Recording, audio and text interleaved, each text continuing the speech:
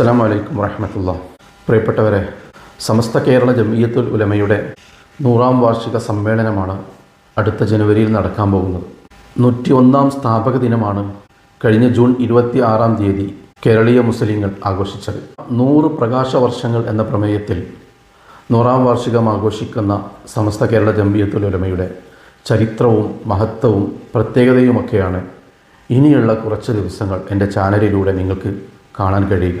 അധികം നീട്ടിപ്പരത്തി പറയാതെ വളരെ ലളിതമായിട്ട് വളരെ പെട്ടെന്ന് നിങ്ങൾക്ക് ഉൾക്കൊള്ളാനും മനസ്സിലാക്കാനും പറ്റുന്ന രീതിയിലാണ് ഞാൻ ചരിത്രങ്ങൾ അവതരിപ്പിക്കുന്നത്. ഇൻഷാ അല്ലാഹ് നിങ്ങളുടെ എല്ലാവരുടെയും പിന്തുണ എൻ്റെ കൂടെ ഉണ്ടാവുമെന്ന് പ്രതീക്ഷിക്കുന്നു. വെറുതെ മനസ്സിൽ തോന്നിയ കാര്യങ്ങളോ ആരെങ്കിലും പറയുന്നത് കേട്ടുള്ള കാര്യങ്ങളോ ഒന്നുമല്ല ഞാൻ ചരിത്രങ്ങളിൽ ഉൾപ്പെടുത്തിയിട്ടുള്ളത്. കൃത്യമായ രേഖകൾ വെച്ചുള്ള ചരിത്രങ്ങളാണ്. ഇത്രയും പുസ്തകങ്ങളിൽ നിന്നുള്ള റഫറൻസുമായിട്ടാണ് ഞാൻ ചരിത്രം അവതരിപ്പിക്കുന്നത്. വലിയ ചരിത്രകാരന്മാരും മഹാന്മാരും എഴുതിയ ഈ പുസ്തകങ്ങളെ അടിസ്ഥാനപ്പെടുത്തിയാണ് ഞാൻ സമസ്തയുടെ ചരിത്രം പറയുന്നത്. കൃത്യമായ രേഖകളിലൂടെയാണ്. ആദ്യമായിട്ട് ബഹുമാനപ്പെട്ട കാന്തപുരം ഉസ്താദിൻ്റെ വിശ്വാസപൂർവം എന്ന ഈ പുസ്തകത്തിൽ തന്നെ സമസ്തയുടെ ഒരുപാട് ചരിത്രങ്ങൾ പറയുന്നുണ്ട്. അതോടൊപ്പം ബഹുമാനപ്പെട്ട MA ഉസ്താദിൻ്റെ സമസ്തയുടെ ചരിത്രം എന്ന ഈ പുസ്തകത്തിൽ ഇസ്ലാമിൻ്റെ കടന്നുവരവ് മുതൽ സമസ്തയുടെ പുനഃസംഘടന വരെയുള്ള കാര്യങ്ങൾ ഇതിൽ കൃത്യമായി പറയുന്നുണ്ട്. പിന്നീട് സമസ്തയുടെ ആദ്യകാല പ്രവർത്തകനായ SSFൻ്റെ സ്ഥാപക നേതാക്കളിൽപ്പെട്ട അഡ്വക്കേറ്റ് ഇസ്മായിൽ വഫയുടെ സമസ്ത എന്ന ഈ പുസ്തകത്തിലൂടെയും ഒരുപാട് സമസ്തയുടെ ചരിത്രങ്ങൾ നമുക്ക് വായിക്കാൻ കഴിയും. ഈ ഒരു പുസ്തകവും ഞാൻ ഈ ചരിത്രത്തിന് വേണ്ടി ഉപയോഗിക്കുന്നുണ്ട്. പിന്നീട് റീഡ് പ്രസ് പബ്ലിക്കേഷൻ പുറത്തിറക്കിയ പണ്ഡിത കേരളം എന്ന ഈ ഒരു പുസ്തകം, ഇതിലും ഇസ്ലാമിൻ്റെ കേരളത്തിലേക്കുള്ള കടന്നുവരവ് മുതൽ സമസ്തയുടെ ചരിത്രം മുഴുവൻ ഇതിൽ പ്രതിപാദിക്കുന്നുണ്ട്. ഇതും ഈ ചരിത്ര പഠനത്തിന് ഞാൻ ആധാരമാക്കുന്നുണ്ട്. അതോടൊപ്പം തന്നെ ബഹുമാനപ്പെട്ട MA ഉസ്താദിൻ്റെ ഓർമ്മയുടെ ഏടുകൾ എന്ന ഈ ചരിത്ര പുസ്തകം, അതും ഈ ചരിത്ര പഠനത്തിന് ഞാൻ ആധാരമാക്കുന്നുണ്ട്. ഇത് മാത്രമല്ല, വേറെയും ഒരുപാട് പുസ്തകങ്ങൾ ഈ ചരിത്ര പഠനത്തിന് വേണ്ടി ഞാൻ ആധാരമാക്കുന്നുണ്ട്. എല്ലാം നിങ്ങളുടെ മുമ്പിൽ കാണിക്കാൻ ഇപ്പോൾ സമയം കിട്ടില്ല. അപ്പോൾ അതുകൊണ്ട് കൃത്യമായ രേഖകളുടെ അടിസ്ഥാനത്തിലാണ് ഞാൻ ചരിത്രം പറയുന്നത്. അല്ലാതെ അവിടുന്ന് ഇവിടുന്ന് കേട്ട ചരിത്രമല്ല, ആരെങ്കിലും പറഞ്ഞു കേട്ട ചരിത്രമല്ല. ഈ പണ്ഡിതന്മാരൊക്കെയും വളരെ സൂക്ഷ്മമായി സത്യസന്ധമായി ജീവിച്ച മനുഷ്യരാണ്. ഒരിക്കലും വെറുതെ ആവശ്യമില്ലാത്ത കളവുകളൊന്നും ഇവരുടെ ഈ പുസ്തകങ്ങൾ എഴുതി വയ്ക്കില്ല എന്ന് 100% നമുക്ക് ഉറപ്പിക്കാൻ പറ്റും. നിങ്ങളെല്ലാവരും ഈ സമസ്തയുടെ ചരിത്രം മുഴുവൻ ഭാഗങ്ങളും കേൾക്കുമെന്ന് തന്നെയാണ് പ്രതീക്ഷിക്കുന്നത്. നിങ്ങൾക്കിത് കേൾക്കാനും പഠിക്കാനും എളുപ്പത്തിന് വേണ്ടിയിട്ട് ചെറിയ ചെറിയ എപ്പിസോഡുകളാക്കിയിട്ടാണ് ഞാൻ ചരിത്രം പറയുന്നത്. അതുകൊണ്ട് എല്ലാ ദിവസവും ഇൻഷാ അല്ലാഹ് നിങ്ങൾക്ക് ഈ സമസ്തയുടെ ചരിത്രത്തിൻ്റെ ചെറിയ ഭാഗങ്ങൾ കിട്ടുമ്പോൾ നിങ്ങളത് മാക്സിമം ഷെയർ ചെയ്യണം. നിങ്ങൾ നന്നായിട്ട് കേട്ട് പഠിക്കണം. സമസ്തയെക്കുറിച്ച് എന്തെങ്കിലും തെറ്റിദ്ധാരണകൾ ഉണ്ടെങ്കിൽ അതൊക്കെ മാറ്റാൻ ഈ ചരിത്ര പഠനത്തിലൂടെ നിങ്ങൾക്ക് സാധിക്കും. ഇസ്ലാമിക ചരിത്രത്തിൽ ഓരോ കാലഘട്ടത്തിലും രാഷ്ട്രീയപരമായിട്ടുള്ളതും ആദർശപരമായിട്ടുള്ളതുമായ വലിയ വെല്ലുവിളികൾ മുസ്ലിങ്ങൾക്ക് നേരിടേണ്ടി വന്നിട്ടുണ്ട്. എന്നാൽ ചില പ്രദേശങ്ങളിൽ ആ പ്രതിസന്ധികൾ, ആ വെല്ലുവിളികൾ തരണം ചെയ്യാൻ കഴിയാതെ ആ വെല്ലുവിളികൾക്ക് മുമ്പിൽ കീഴടങ്ങിയ ചരിത്രവും നമുക്ക് ഇസ്ലാമിക ചരിത്രത്തിൽ കാണാൻ കഴിയും. ചരിത്രത്തിൽ വലിയ മുറിപ്പാടായിക്കൊണ്ട് തന്നെ അത്തരം പ്രദേശങ്ങൾ ഇപ്പോഴും ബാക്കി കിടക്കുകയാണ്. അത്തരമൊരു മുറിപ്പാടാണ് 1200 വർഷം ഇസ്ലാമിക ഖിലാഫത്ത് ഭരണത്തിന് കീഴിലായിരുന്ന പ്രവാചകൻ മുഹമ്മദ് നബി സല്ലല്ലാഹു അലൈഹി വസല്ലമ തങ്ങൾ അന്തിയുറങ്ങുന്ന അറേബ്യയുടെ മണ്ണ് ഇസ്ലാമിക ഖിലാഫത്തിന് നഷ്ടപ്പെട്ടു എന്നുള്ളത്. അതിനോടനുബന്ധിച്ച് ആ അറേബ്യയുടെ മണ്ണിൽ ഇന്നും നാം കണ്ടുകൊണ്ടിരിക്കുന്ന വലിയ ദുരന്തങ്ങളും കഥകളുമൊക്കെ ഇസ്ലാമിക ഖിലാഫത്ത് മുസ്ലിങ്ങൾക്ക് നഷ്ടപ്പെട്ടതിൻ്റെ ഭാഗമാണ് എന്ന് നമ്മൾ തിരിച്ചറിയേണ്ടതുണ്ട്. അന്ന് മുസ്ലിങ്ങൾക്ക് ഖിലാഫത്ത് ഭരണം നഷ്ടപ്പെടാനുള്ള പ്രധാന കാരണം വഹാബിസം എന്ന വിഷവിത്ത് അറേബ്യയുടെ മണ്ണിൽ വിതച്ച മുഹമ്മദ് ബിൻ അബ്ദുൽ വഹാബ് എന്ന പണ്ഡിത വേഷധാരിയായിരുന്നു. മുഹമ്മദ് ബിൻ അബ്ദുൽ വഹാബിൻ്റെയും 1-ാം ലോക മഹായുദ്ധത്തിൻ്റെയും ഒക്കെ ചരിത്രം പഠിച്ചാൽ നമുക്കത് ബോധ്യപ്പെടും. ആ ചരിത്രങ്ങളിലേക്കൊന്നും ഇപ്പോൾ ഞാൻ കടക്കുന്നില്ല. ഇൻഷാ അല്ലാഹ് സന്ദർഭോചിതമായിട്ട് അതിലേക്കൊക്കെ നമുക്ക് കടന്നു വരാം. അതുവരെ മുസ്ലിം ലോകം കേൾക്കാത്ത വികല ചിന്താഗതികൾ ആ കാലഘട്ടത്തിൽ ഇസ്ലാമിൻ്റെ ഉള്ളിലേക്ക് കടന്നു വരികയായിരുന്നു. എന്നാൽ അതിനെ ചെറുക്കാനോ അതിനെ പ്രതിരോധിക്കാനോ അന്നത്തെ അറേബ്യയിലെ മുസ്ലിം പണ്ഡിതന്മാർക്ക് കഴിയാത്തത് കൊണ്ടാണോ, അതല്ല മറ്റെന്തെങ്കിലും കാരണം കൊണ്ടാണോ എന്നാവോ സൗദി അറേബ്യയെ പോലെയുള്ള വലിയ രാജ്യങ്ങളെ വഹാബിസം വിഴുങ്ങിക്കഴിഞ്ഞത്. എന്നാൽ ആ വഹാബിസം കുടഞ്ഞെറിയാൻ ഇന്ന് സൗദി ഭരണകൂടം ആവത് ശ്രമിക്കുന്നുണ്ട്. സൗദി അറേബ്യ മാത്രമല്ല, മറ്റ് നിരവധി പ്രദേശങ്ങളും ഈ വഹാബിസത്തിന് മുമ്പിൽ അടിപതറി അവർക്ക് കീഴടങ്ങിയിട്ടുണ്ട്. ഞാൻ നേരത്തെ പറഞ്ഞ പോലെ അവിടേക്കുള്ള മുസ്ലിം പണ്ഡിതന്മാർക്ക് കേരളത്തിലെ പണ്ഡിതന്മാരെ പോലെ സംഘടിക്കാനോ അതിനെ പ്രതിരോധിക്കാനോ കഴിയാത്തത് എന്തുകൊണ്ടാണെന്ന് അറിയില്ല. ഒരു പക്ഷേ ഇബ്നു അബ്ദുൽ വഹാബിൻ്റെ ചോരച്ചാലുകളൊഴുകിയ പടയോട്ടത്തിൽ ആയിരക്കണക്കിന് പണ്ഡിതന്മാർ കൊല ചെയ്യപ്പെട്ടിട്ടുണ്ട്. ഒരുപക്ഷെ അതുകൊണ്ടായിരിക്കാം സൗദി അറേബ്യ പോലെയുള്ള രാജ്യങ്ങളിൽ പണ്ഡിതന്മാർക്ക് സംഘടിക്കാൻ കഴിയാതെ പോയത്. 1921 വക്കം മൗലവിയിലൂടെ കേരളത്തിലും ഈ വഹാബിസം കടന്നു വന്നു. ഈ വഹാബിസത്തിൻ്റെയൊക്കെ അപകടാവസ്ഥ നാം മനസ്സിലാക്കണമെങ്കിൽ ഇസ്ലാമിക ഖിലാഫത്ത് ഭരണകാലത്ത് എന്തായിരുന്നു നമുക്ക് ചുറ്റുമുള്ള അറേബ്യൻ നാടുകളുടെ അവസ്ഥ എന്ന് ചിന്തിക്കണം. ഇന്ന് ഫലസ്തീനും ലെബനാനും ജോർദാനും ഒക്കെ അനുഭവിച്ചു കൊണ്ടിരിക്കുന്ന അവസ്ഥ എന്താണെന്ന് പഠിക്കണം. ഇസ്ലാമിക ഭരണകാലത്ത് അവിടുത്തെ അവസ്ഥ എന്തായിരുന്നെന്ന് പഠിക്കണം. ഇന്ന് മുസ്ലിം രാഷ്ട്രങ്ങൾ അനുഭവിച്ചു കൊണ്ടിരിക്കുന്ന മുഴുവൻ പ്രശ്നങ്ങളും ഇസ്ലാമിക ഖിലാഫത്ത് നഷ്ടപ്പെട്ടത് കൊണ്ടാണെന്ന് നമുക്ക് 100% ഉറപ്പിച്ചു പറയാൻ സാധിക്കും. ലോക മുസ്ലിങ്ങൾ അനുഭവിച്ചു കൊണ്ടിരിക്കുന്ന വലിയ ദുരന്തങ്ങൾ, നരകയാതനകൾ എല്ലാം ആ ഖിലാഫത്ത് ഭരണം മുസ്ലിങ്ങൾക്ക് നഷ്ടപ്പെട്ടു പോയതാണ്. ആരായിരുന്നു അതിനു പിന്നിൽ പ്രവർത്തിച്ചത്? മുഹമ്മദ് ബിൻ അബ്ദുൽ വഹാബ് എന്ന വഹാബിസത്തിൻ്റെ ആ സ്ഥാപക നേതാവ് തന്നെയായിരുന്നു ഈ ഖിലാഫത്ത് ഭരണം മുസ്ലിങ്ങൾക്ക് നഷ്ടപ്പെടാൻ കാരണമായത് എന്ന് ചരിത്രങ്ങളിൽ കൃത്യമായി രേഖപ്പെട്ട് കിടക്കുന്നുണ്ട്. അപ്പോൾ മുസ്ലിം ലോകത്തെ ഇത്രയും ഛിന്നഭിന്നമാക്കി ചെറിയ ചെറിയ രാജ്യങ്ങളായി വെട്ടിമുറിക്കാൻ കാരണമായ ഈ വഹാബിസം 1921 നമ്മുടെ കേരളത്തിലേക്കും കടന്നു വന്നത് ആ സമയത്ത് ജീവിച്ച മുസ്ലിം പണ്ഡിതന്മാർക്ക് വലിയ രീതിയിൽ ഭയപ്പാടുളവാക്കിയിരുന്നു. പല പല പേരുകളിൽ അവർ സംഘടിച്ചു വഹാബിസം കേരളത്തിൽ പ്രചരിപ്പിക്കാൻ ആരംഭിച്ചു. അതുവരെ പണ്ഡിതന്മാർക്ക് പിന്നിൽ ഒരഭിപ്രായ വ്യത്യാസവുമില്ലാതെ ഒറ്റക്കെട്ടായി ജീവിച്ചിരുന്ന മുസ്ലിങ്ങൾക്കിടയിലേക്കാണ് ഈ വഹാബിസവുമായിട്ട് അന്നത്തെ പണ്ഡിത വേഷധാരികൾ കടന്നു ചെന്നത്. ഈ വഹാബി മൗലവിമാരുടെ കുതന്ത്രങ്ങളിൽപ്പെട്ട് നമ്മുടെ സാധാരണക്കാരായ മുസ്ലിങ്ങൾ അറിയാതെ വഹാബിസത്തിൽ പെട്ടുപോയി. അങ്ങനെ സാധാരണക്കാരായ മുസ്ലിങ്ങൾ വഹാബിസത്തിലേക്ക് ഇങ്ങനെ ചേക്കേറിക്കൊണ്ടിരിക്കുന്ന സമയത്താണ് സമസ്ത കേരള ജംഇയ്യത്തുൽ ഉലമ എന്ന പണ്ഡിത സഭയ്ക്ക് രൂപം കൊടുക്കാൻ അന്നത്തെ പണ്ഡിതന്മാർ കൂടി ആലോചിച്ച് തീരുമാനമെടുത്തത്. മുൻകാലങ്ങളിൽ അറേബ്യയിൽ കണ്ട വഹാബിസത്തിൻ്റെ തനി പകർപ്പാണെന്ന് അവർ തിരിച്ചറിഞ്ഞു. അതിനെ പ്രതിരോധിച്ചില്ലെങ്കിൽ ഇസ്ലാമിക ഖിലാഫത്ത് മുസ്ലിങ്ങൾക്ക് നഷ്ടപ്പെട്ടതുപോലെ, ഇസ്ലാമിക രാജ്യങ്ങൾ ചിഹ്നിച്ചിതറിയ പോലെ, സൗദി അറേബ്യ വഹാബിസം വിഴുങ്ങിയതുപോലെ ഒരു പക്ഷേ നമ്മുടെ നാടിനെയും വഹാബിസം വിഴുങ്ങുമെന്ന് അവർ മുൻകൂട്ടി കണ്ടു. ഒരു പക്ഷേ സമസ്ത കേരള ജംഇയ്യത്തുൽ ഉലമ എന്ന പണ്ഡിത സഭ രൂപീകരിച്ചില്ലായിരുന്നുവെങ്കിൽ മറ്റേത് പ്രദേശത്തെക്കാളും കേരളത്തെ വഹാബിസം വിഴുങ്ങുമായിരുന്നു. കേരളീയ മുസ്ലിങ്ങൾ അതിൻ്റെ ദുരന്തം അനുഭവിക്കുമായിരുന്നു. പക്ഷേ കൃത്യസമയത്ത് അവസരോചിതമായി പണ്ഡിതന്മാർ ഇടപെട്ടതുകൊണ്ട്, അവരൊരു പണ്ഡിത സഭയ്ക്ക് രൂപം നൽകിയതുകൊണ്ട് നമ്മളെല്ലാം രക്ഷപ്പെട്ടു. അത്തരത്തിലുള്ള ഒരു ദുരന്തത്തിലേക്ക് നമ്മുടെ മുൻഗാമികൾക്ക് അടിമപ്പെടേണ്ടി വന്നിട്ടില്ല. അന്ന് പണ്ഡിതന്മാർ രൂപം കൊടുത്ത സമസ്ത എന്ന പ്രസ്ഥാനത്തിൻ്റെ മഹത്വവും പ്രത്യേകതയും ലോകത്ത് വേറെ ഒരു പ്രസ്ഥാനത്തിനും നമുക്ക് കാണാൻ കഴിയില്ല. കാരണം ലോകത്ത് മറ്റെവിടെയും കാണാത്ത രീതിയിലുള്ള ഒരു ഇസ്ലാമിക അന്തരീക്ഷമാണ്, ഒരു ഇസ്ലാമിക ചൈതന്യമാണ് നമ്മുടെ കേരളത്തിലുള്ളത്. ഇതെങ്ങനെ സംഭവിച്ചു?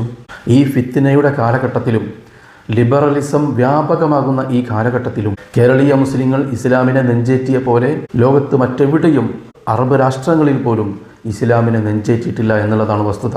തിരുനബി സല്ലല്ലാഹു അലൈഹി വസല്ലമ തങ്ങളെയും സഹാബത്തിനെയും കേരളീയ മുസ്ലിങ്ങൾ അനുധാവനം ചെയ്യുന്ന പോലെ ലോകത്ത് മറ്റെവിടെയും നമുക്ക് കാണാൻ കഴിയില്ല. അപൂർവം ചില ആളുകളിൽ, പണ്ഡിതന്മാരിൽ ഒരു പക്ഷേ നമുക്ക് കാണാൻ കഴിഞ്ഞേക്കാം. പക്ഷേ ഇവിടുത്തെ സാധാരണക്കാരായ മുസ്ലിങ്ങൾ മറ്റു രാജ്യങ്ങളിൽ നിന്ന്, മറ്റു പ്രദേശങ്ങളിൽ നിന്ന് വളരെ വ്യത്യസ്തമായിട്ടാണ് ഒരു ഇസ്ലാമിക അന്തരീക്ഷത്തിൽ ജീവിക്കുന്നത്. അത് മറ്റു രാജ്യങ്ങളിലെ മുസ്ലിം പണ്ഡിതന്മാർ പോലും പങ്കുവച്ച കാര്യങ്ങളാണ്. ഇത് തന്നെയാണ് സമസ്ത കേരള ജംഇയ്യത്തുൽ ഉലമയുടെ ഏറ്റവും വലിയ നേട്ടം. കേരളത്തിൽ വഹാബിസം ആരംഭിച്ചത് മുതൽ മുസ്ലിങ്ങൾ അതുവരെ 1300 വർഷം ആചരിച്ച് വിശ്വസിച്ച് പോന്നിരുന്ന എത്ര ആചാരങ്ങളെയാണ് വഹാബികൾ ശക്തമായി എതിർത്തിട്ടുള്ളത്. എന്നാൽ ആ ആചാരങ്ങൾക്കോ വിശ്വാസങ്ങൾക്കോ ഇവിടെ എന്തെങ്കിലും കുറവ് വന്നിട്ടുണ്ടോ? അവർ ഇന്നും എതിർത്തുകൊണ്ടിരിക്കുന്ന ഇസ്തിഗാസ, തവസ്സുല്, നബിദിനം, ആണ്ട് നേർച്ച, മരണാനന്തര ആചാരങ്ങൾ, ദിക്ർ, സ്വലാത്ത്, മജ്ലിസുകൾ, മാല, മൗലിദ്, കൂട്ടുപ്രാർത്ഥന, ഇതെല്ലാം കഴിഞ്ഞ കാലങ്ങളിൽ നിന്ന് പൂർവാധികം ശക്തിയോടെയല്ലേ ഇപ്പോഴും നടന്നുകൊണ്ടിരിക്കുന്നത്.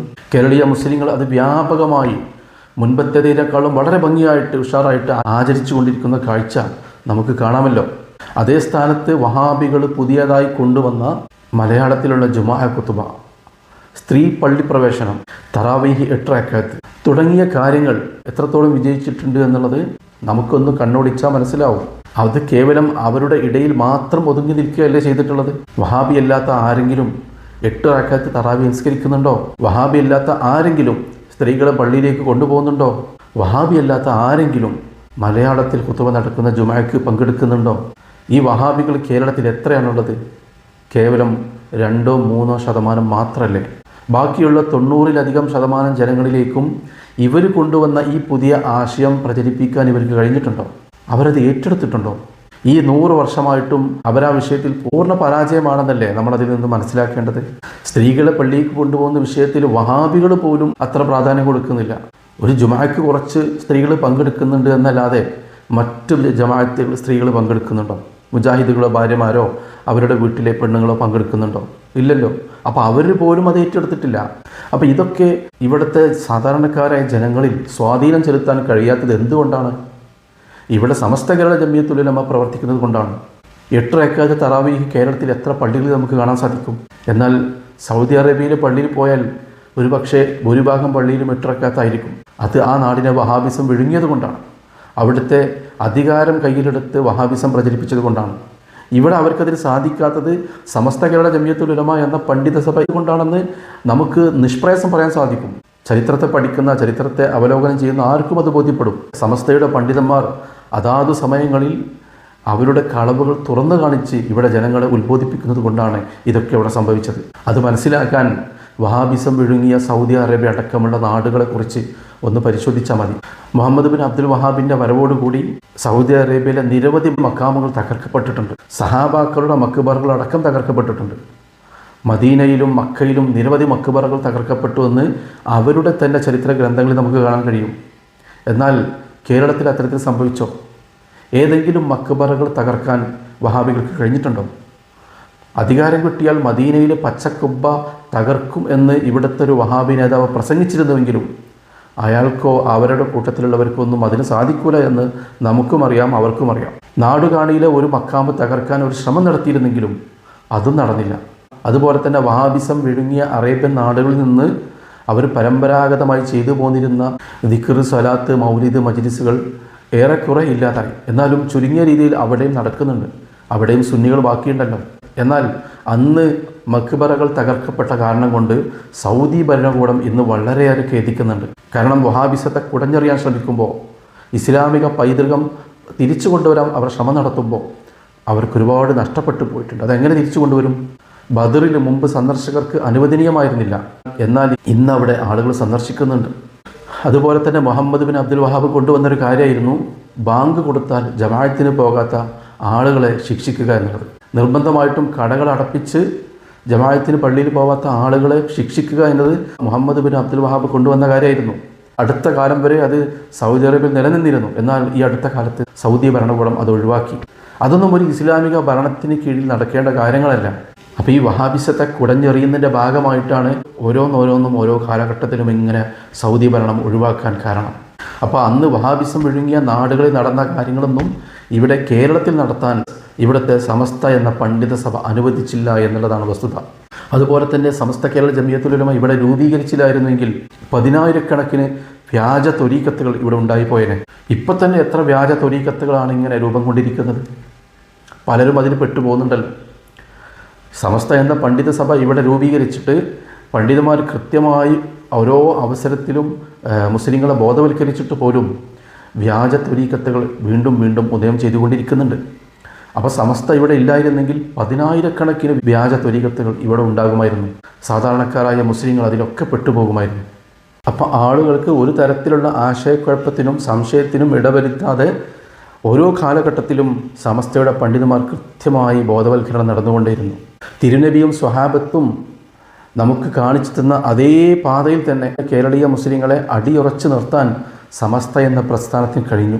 അതുകൊണ്ട് തന്നെയാണ് കേരളത്തിലെ മുസ്ലിങ്ങൾ 90% സുന്നികളായി മാറിയത്. അതുകൊണ്ട് തന്നെയാണ് മുജാഹിദും ജമാഅത്ത് ഇസ്ലാമിയും തബ്ലീഗും മറ്റ് വ്യാജ ത്വരീഖത്തുകാരും ഖാദിയാനികളും ഷിയാക്കളും അടങ്ങുന്ന മറ്റ് ഇതര വിഭാഗങ്ങൾ ന്യൂനപക്ഷമായി മുരടിച്ചു പോകുന്നത്. ഖാദിയാനികളെയും ഷിയാക്കളെയും ഒന്നും ഇപ്പം നമുക്ക് കാണാൻ കഴിയുന്നുണ്ടോ?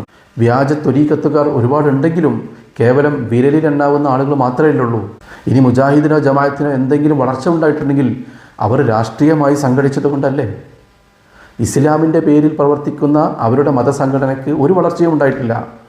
രാഷ്ട്രീയമായി അവർ സംഘടിച്ചിട്ടുണ്ടെങ്കിൽ അതിലൂടെയുള്ള വളർച്ച അല്ലാതെ വേറെ ഒരു വളർച്ചയും അവർക്ക് ആർക്കുമില്ല. ഖാദിയാനികളൊക്കെ എത്ര ശക്തമായിട്ടാണ് ഇവിടെ പ്രചരണം ആരംഭിച്ചത്. ഷിയാക്കളും അതുപോലെ തന്നെ വളരെ ശക്തമായി ഇവിടെ ആരംഭിച്ചിട്ടുണ്ട്, ചരിത്രങ്ങളിൽ നമുക്ക് കാണാൻ കഴിയും. പക്ഷെ അവർക്കൊന്നും വളരാൻ സാധിച്ചില്ല. അതേപോലെ തന്നെ ഇസ്ലാമിൻ്റെ പേരിൽ ലോകത്ത് ഏറ്റവും കൂടുതൽ പ്രചരിച്ചത് വഹാബിസാണല്ലോ. ആ വഹാബിസത്തിനും ഇവിടെ ക്ലച്ച് പിടിക്കാൻ സാധിച്ചില്ല. എത്ര ശതമാനമുണ്ട് അവർ? അവരുടെ മദ്രസകളും പള്ളികളും നോക്കിയാൽ തന്നെ ബോധ്യപ്പെടും അവരെത്ര ശതമാനം ഉണ്ടെന്നുള്ളത്.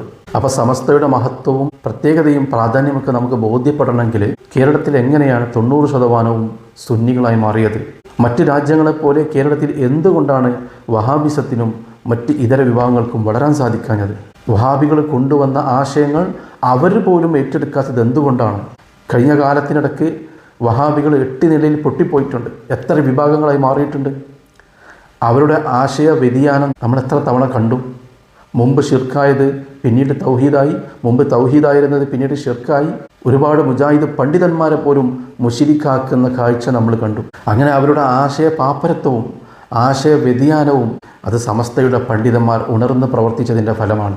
അതാത് അവസരത്തിൽ കേരളീയ മുസ്ലിങ്ങൾക്ക് കൃത്യമായ ബോധവൽക്കരണം സമസ്ത നടത്തിയത് കൊണ്ട് മാത്രമാണ്.